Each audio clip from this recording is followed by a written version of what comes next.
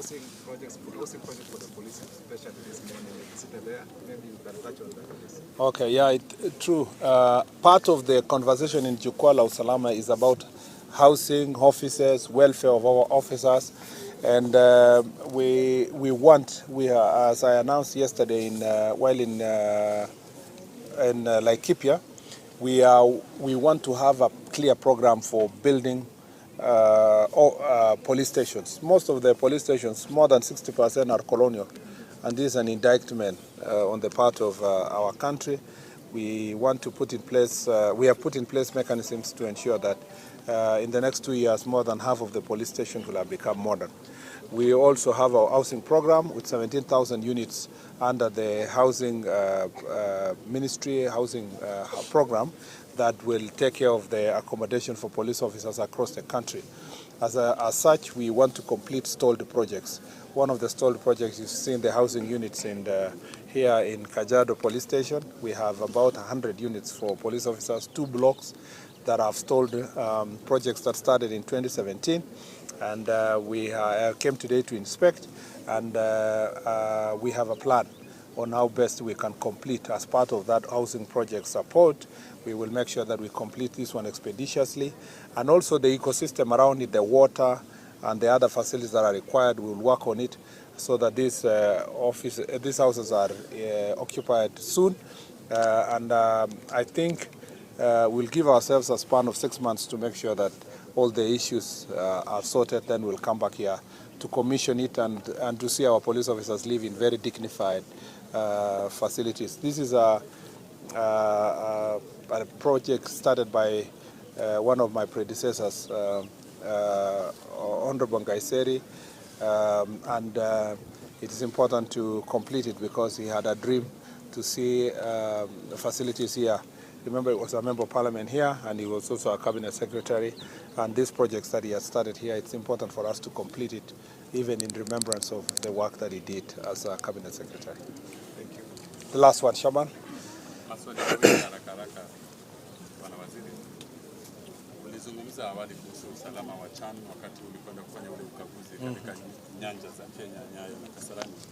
Nadhani ni wakati mzuri pia wa kuongea kwa sababu weekend ndio hii. Okay. Kuhusu mambo ya usalama, na ni wakati mzuri pia wa kuleta mshikamano wa mataifa mengi na Kenya.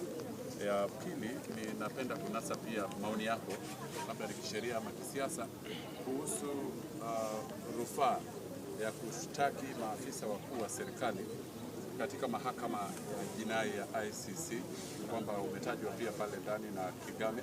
Kwa hiyo ningependa kupata majibu yako. Okay. Kwanza waje nianze kusema kwamba hii ni weekend ya maana sana katika taifa letu. Tuko na mchezo wa mpira ya CHAN na itatusaidia kujitayarisha kwa Africa Cup of Nations 2027. Nafurahi kwamba tulimaliza facilities ambao tulihitaji. Leo Inspector General of Police akiandamana na PS wamekagua mara ya pili ile facilities iko kwa Nyayo na Kasarani, na tumeridhika kwamba ziko tayari kabisa na mambo ya usalama iko shwari kabisa. Kwanza tumeweka CCTV cameras ya kisasa ya kuhakikisha tunaangalia sehemu zote kuona kwamba mhalifu yoyote aweze akaribu Africa Cup of Nations.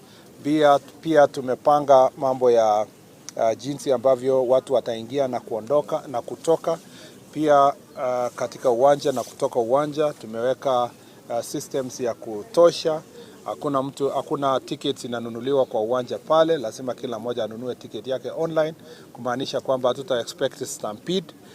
Tunaomba Wakenya waende uwanja kwa mapema ndio tusikuwe na laini kwa foleni refu na ndefu wakati tunapoingia katika uwanja. Wale wote wataingia uwanja watakaguliwa kwa mambo ya kuhakikisha kwamba mwenye anaingia hakuna silaha yoyote amebeba.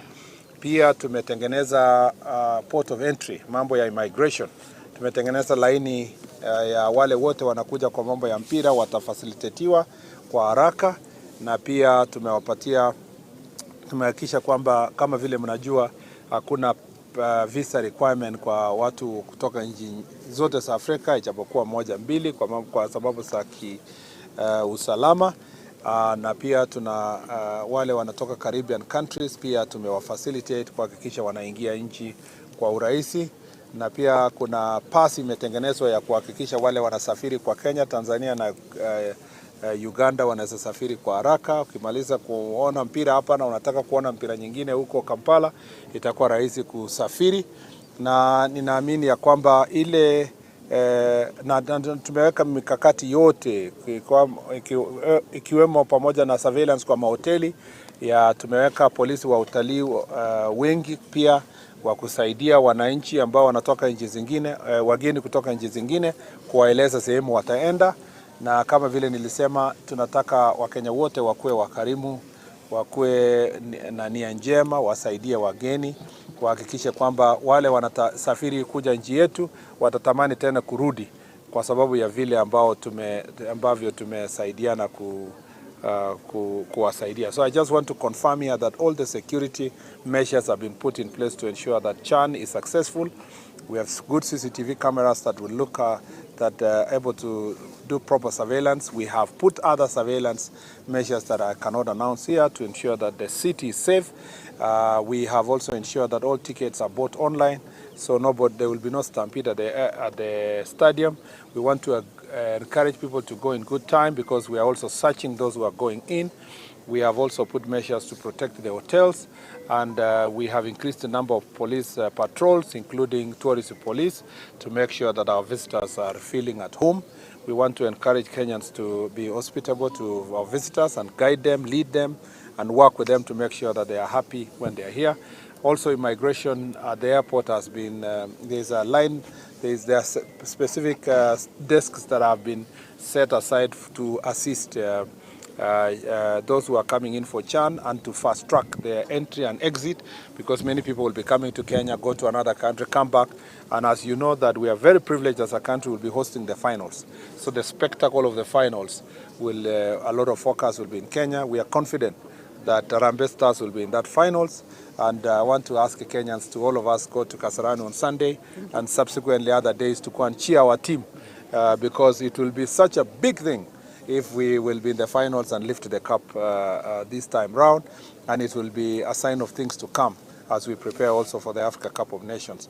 So I think this is an area that I want to assure the people of Kenya that today the IG and the PS were also in Kasarani once again, and Nyayo, to just make sure that everything is set, and everything is set, including emergency services, ambulances that are put on standby to protect anybody who may have any emergency situation. On the question of somebody going to court to sue us for defending people of Kenya and their property and the state from anarchists, terrorists, and those people who have want to subvert our constitutional order, I want to say that I am very confident and clear in my mind that myself and the IG and the team have worked diligently within the Constitution, within the confines of the Constitution, to defend this nation. And given another chance like that, we will do the same to make sure that this country is safe. Our responsibility is not something to play with. We are not experimenting on anything.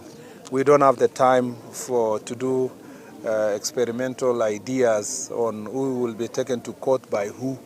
We know the law.